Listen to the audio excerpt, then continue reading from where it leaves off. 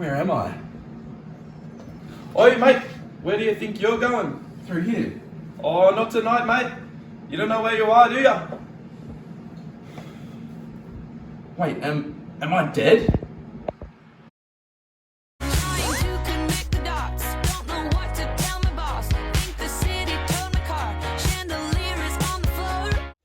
Yes, sir. And it's a surprise. You weren't supposed to die for another 30 years. 30 years? Wait, I'm only gonna live to 54? Mate, you're dead. You died at 24. Didn't do a very good job, did ya?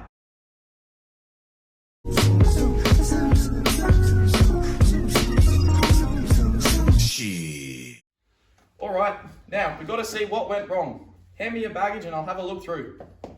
Yeah, that one there. Alright, stand over here please, sir. Alrighty, let's see what dirty laundry's in here. Oh, not a good one.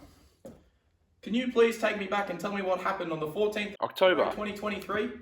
It's your third call out of the day. Oh, the third call out of the day.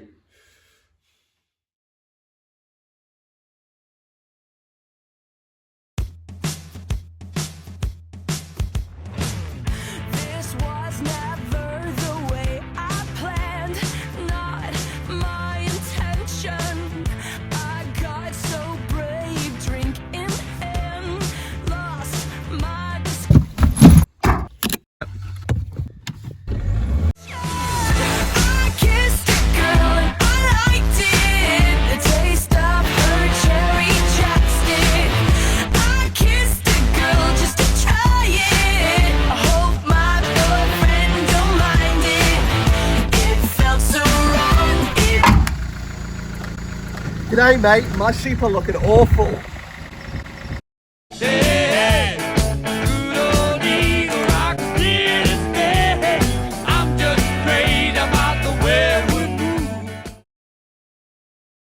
Yeah, so thanks for coming out. No worries, glad to come out. How's your flock of 20,000 sheep been doing? Yeah, well, they're pretty good. It's just some of them they have scabs around their mouths, and some of them are sore in the feet. Damn, sore in the feet and scabs around their mouths. I'm going to ask you a few questions. How's the weather been? Yeah, it's been raining a lot. What kind of plants do you have? The sheep graze kikuyu and clover, but I'm pretty sure there's also some fireweed, lantana, and green cestrum in there somewhere. Any weight loss? Not overall, just a few of the lambs. They're the only ones with weight loss. Oh, am I going to take a look at one of these sheep you have? Yeah, go get that one over there. It's the ugliest I've ever seen.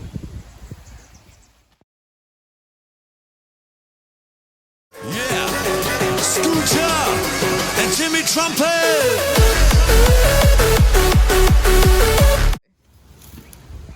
It's beautiful. What's its name?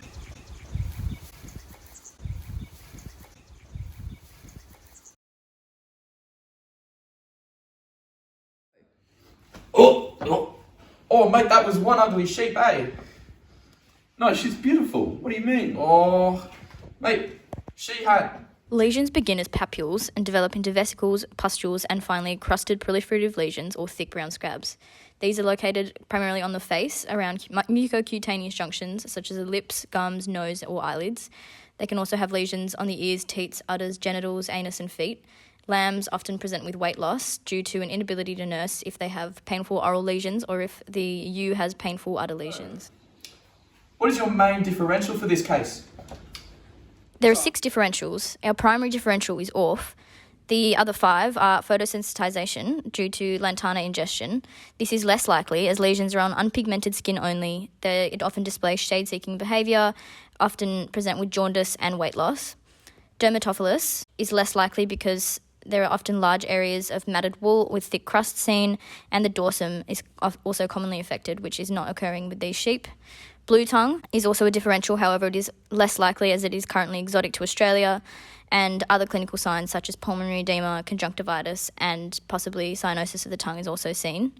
Sheeppox is another differential, but is less likely, and crusting of the ears is commonly seen, and this does not occur in these sheep. And FMD is our final differential, but this is very unlikely as it is currently still exotic to Australia, and other clinical signs associated are anorexia and pyrexia, which we do not What do see you in these reckon? sheep. Oh yeah, it sounds like quite the list. And so, what did you end up giving the farmer as your diagnosis? Well, I told the farmer that it was scabby mouth based on clinical signs that were all crusty. Based on clinical signs, I don't think you're going to get let into heaven using no definitive diagnostics. No, please, come on. Mate, I don't know, not tonight. Seriously, let me in. Oh, well, there's maybe one way. Yeah, anything, come on. Just, please. I think I'm going to have to call the manager. Yeah! This better be bloody important if you've called me away from my smoko. You believe God is a woman.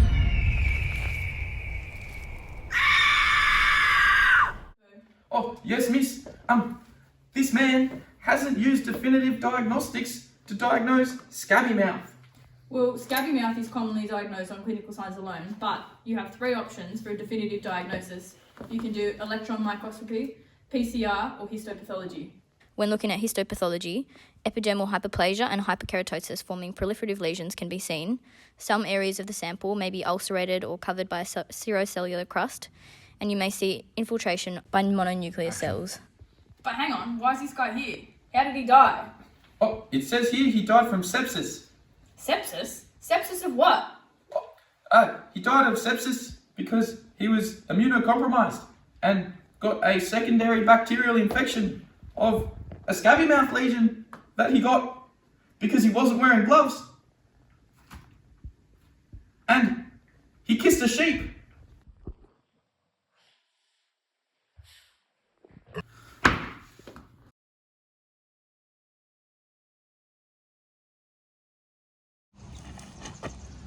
I've got to do a physical exam on this sheep.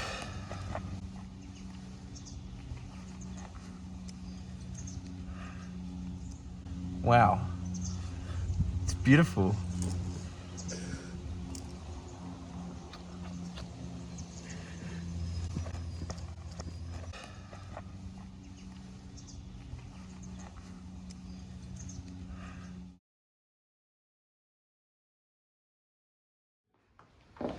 Please, I can't go to help.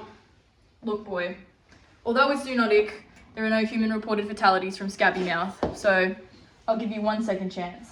Thank you.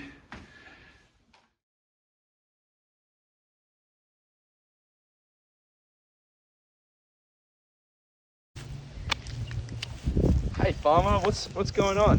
I'm back here 8 weeks later. How have your sheep been going recently? Yeah, so they're going a lot better. I mean, most of the scabs have resolved on all of them, so...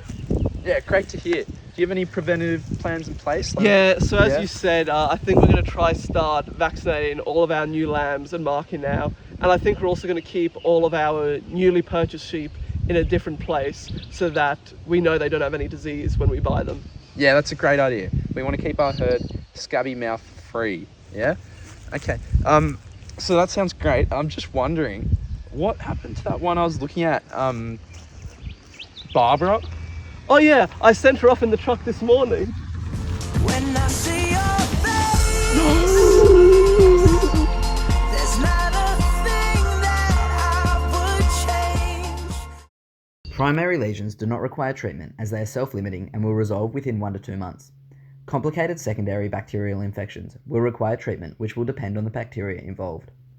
Prevention is primarily through biosecurity and farm management practices. Viral scabs can survive on fomites in the environment for many months, so housing and equipment in contact with animals should be disinfected with antiviral disinfectants or should be incinerated. Affected animals should be quarantined for the duration of the outbreak until clinical signs resolve completely, and new animals should be quarantined for at least 2 weeks as the incubation period is 4 to 8 days. Finally, feeding dry abrasive feeds should be avoided where possible, as this reduces oral abrasions, which will reduce infection. Vaccination is done with a live vaccine administered with a scratch to the hairless skin of the inner thigh.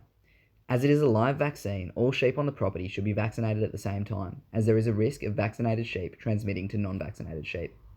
Successful vaccination will cause pustules to develop at the vaccination site within 5 to 10 days.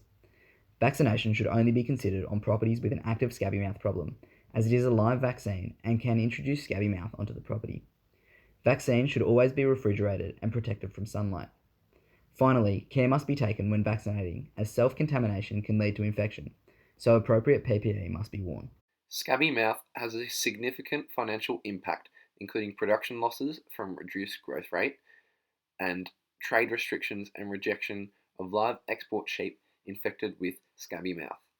It also poses a public health risk as it is a zoonotic disease which causes pustule and scab development at the infection site. However, these lesions are usually self-limiting and heal within 3 to 6 weeks. Boy, so Lucifer, on the topic of scabby mouth, I just sent this Fruit Loop back down to Earth. He managed to get scabby mouth from kissing a sheep.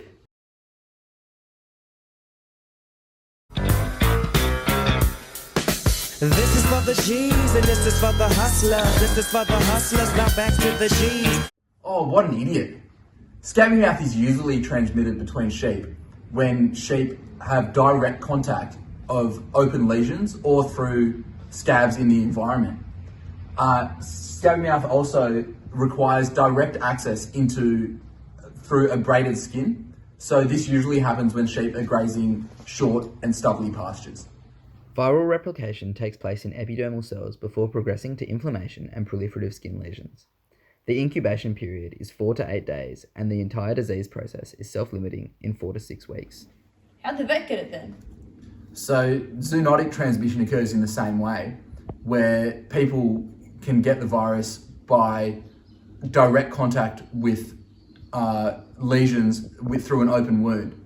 So vets should try and avoid direct contact with wounds, always use PPE, take care with vaccinations, and always remember to avoid kissing sheep directly on the mouth.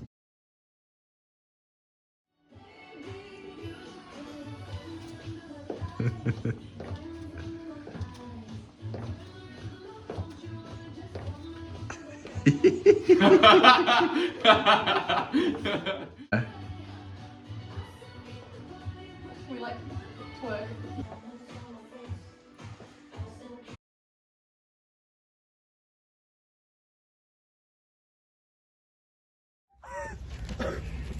Oh no!